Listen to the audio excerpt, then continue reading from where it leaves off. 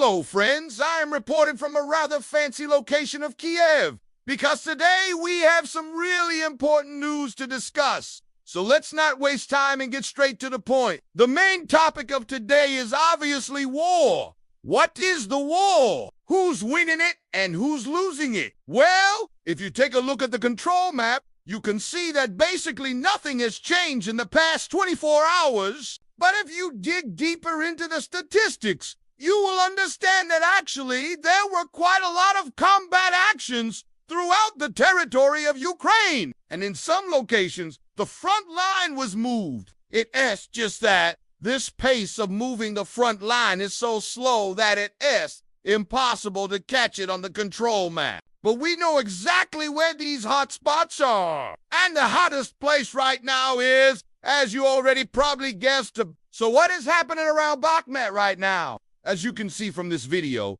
Ukrainian soldiers are performing an offensive in the direction of Ukraine. At the same time, Russian soldiers are attacking Berk, and this pressure from two sides is pretty strong. And obviously, the main goal of both parties is to encircle Bakhmut and destroy all the enemy troops that are located in this area. But despite the fact that battles are ongoing, we know about several important things. First of all, we know that Russian soldiers were pushed back from even. This is a small village between Berkiva and And also, we have another video from Bakhmut itself, which shows us that Ukrainian soldiers are still controlling the city. So even though the situation is very tough, we still have some hope that Ukrainians will be able to hold the defense. Another important news of today is that Russia lost more than 600 men in the past 24 hours. Also, we know about 2 destroyed Russian tanks, 5 APVs, and 7 artillery systems. Another good news is that Ukrainians were able to hit the headquarters of the Russian private military group called This building used to be a casino, and now it's completely destroyed. And although the leadership of the Wagner PMC claims that nobody was hurt during this strike, I personally doubt that.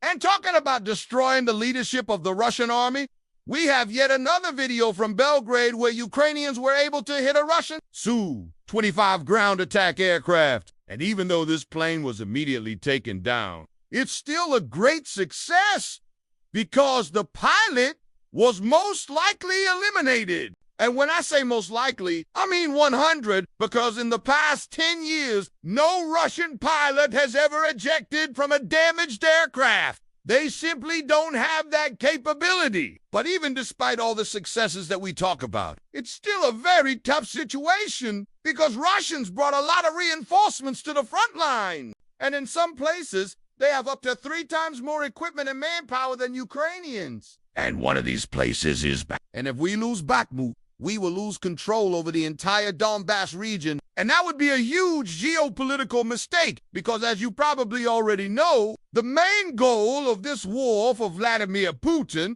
is to capture the entire If he succeeds, all the Western sanctions will be meaningless because all the Western companies that are currently providing their services to Ukraine will be forced to leave the country. And without modern technologies from the West, our victory will be simply impossible. So right now, the situation is extremely tense. We need as much support from the West as possible. And I sincerely hope that we will be able to repel all the Russian attacks and push them back. But if you think that everything will be all right just because Ukrainians are bravely defending their land, you are deeply mistaken. We need to understand that this war is not only about military action, it's also about economic potential, industrial capacity, the number of working-age men, and corruption. And in all these aspects, we are definitely losing this war. But the good news is that we still have a chance to fix this situation. Yesterday, Volodymyr Zelensky visited one of the largest factories in Ukraine and promised that very soon it will start producing Bayraktar drones.